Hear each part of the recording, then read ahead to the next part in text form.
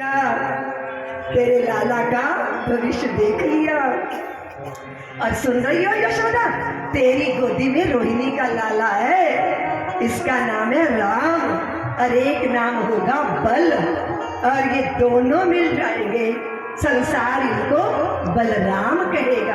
और दूसरा नाम भी होगा, इनका नाम संकर्षण भी होगा। और देख यशोदा, तेरा लाला रोहिणी लेकर बैठी है, उसकी गोद में है तेरा लाला।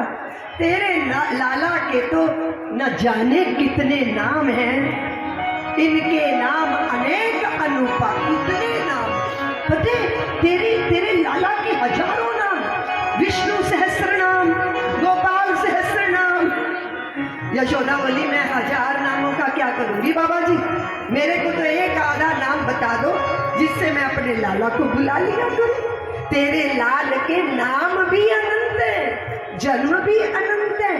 बाबा, मुझे मेरे लाल के अनंत जन्मों से क्या लेना देना, आप तो बताओ नाम क्या रख रहे हो। तेरे लाला का नाम है कृष्ण। मैया बोली कि बाबा नाम भी रखा तो इतना टेढ़ा मेरा, मेरी तो जीभी ना पड़ते। उसका नाम बलराम, इसका नाम कृष्ण। नामकरण हो गया। कोई केशव कहेगा, कोई कृष्ण कहेगा, कोई गोपाल कहेगा, कोई गोविंद कहेगा, कोई कृष्णारी कहेगा, कोई माधव कहेगा। कितने नाम है, नाम ही नाम है।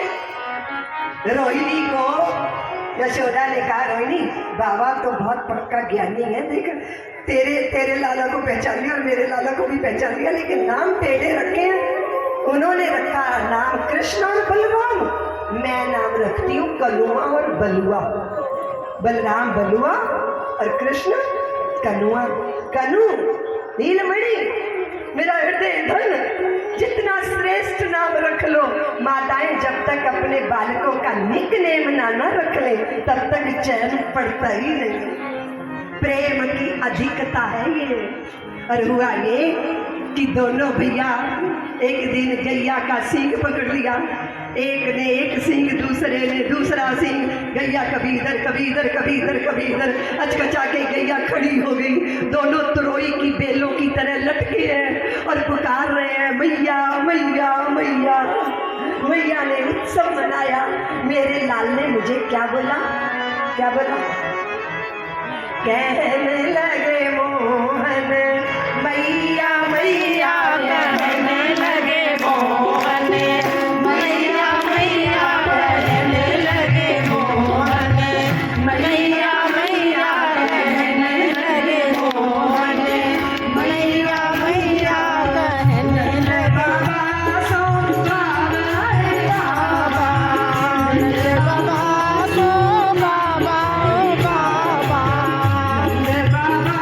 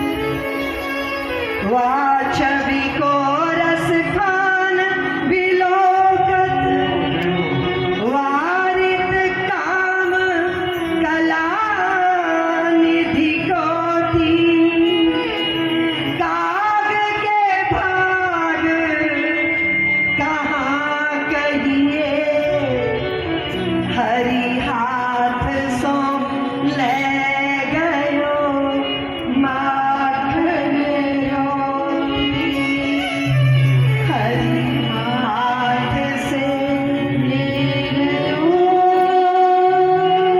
माखन रोटी। अपने शरीर को गोबर में अपने ब्रज की रज की धूल में लपटाकर रुंझुन रुंझुन रुंझुन पैंजनियां बाजती हैं, कमर की करदनी छलकती है, प्यारे नेत्र उस आकर्षण में, कृष्ण नाम है ना सबके चित्त को आकर्षित करने वाले। मैया गारी देती है, दारी के तू तो सूकर है, किसी जन्म में जरूर सूकर रहा होगा। मां सत्य ही तो कह रही है। एक बार बाराह भगवान का स्वरूप भी तो प्रभु ने बनाया था, अपने आप को गोबर से पोत कर सजाते हैं श्याम सुंदर। प्रभु ने एक संस्था बनाई जिसका नाम था बाल गोपाल चौर विद्या प्रचार मंडल। इसके स्वयं अध्यक्ष बन गए वो। सारी ब्रजमामाओं की अभीष्ट को पूरा करने के लिए भगवान ने सबसे पहले अपने घर पे चोरी की, बड़े से भांड में हाथ डाल दिया, मक्खन के भांड में। जैसे ही यशोदा मैया ने देखा तो बोली, कन्हैया तुम चोरी कर रहे थे? कन्हैया बोले, नहीं मैया, ये जो तुमने विद्युत के कंगन पहनाए ना मुझको, इससे मेरे हाथ को बहुत ताप लगता है, हाथ मेरा गरम हो जाता है, इसलिए मैं मक्खन के बांध में हाथ डाल के हाथ ठंडा करवाता। तो मैया बोली, दारी के फिर ये मुख पर मक्खन क्यों लगा? मैया मेरे मुख पे ना मक्खी बैठ गई थी, उसको उड़ाने के लिए मैंने क्यों किया, मेरे हाथ का मक्खन मेरे मुख पे लग गया। मैया बोली, दारी के अपनी मैया को बनाते तू, साटी ले लूंगी किसी दिन। भयभीत हो गए श्याम सुंदर, मैया पकड़ कर ले गई। फिर गए जहां मक्खन के भांड रखे थे, एक स्फटिक का खंबा था, मक्खन खा रहे, अपना प्रतिबिंब देख रहे और फिर कह रहे कि तुम भी आए हो खाने, अपने प्रतिबिंब को खिला रहे हैं। अद्भुत दृश्य है। धीरे धीरे भगवान ने गोपांगनाओं के घर जाना प्रारंभ किया, उलाहने आने लगे, मैया मैं नहीं माखन खायो, मैया मैं नहीं माखन खायो। न जाने कितना आनंद बरस रहा है ब्रज में। जब सारे उलाहने लेकर आते हैं ना गोपियां, वो दृश्य देखने योग्य होता है। यशोदा मैया अदालत यशोदा मैया की, और मैया स्वयं वकील बन जाती है कन्हैया। श्याम सुंदर ने मक्खन खा लिया। मैया बोली, मेरे घर में 9 लाख गाय है,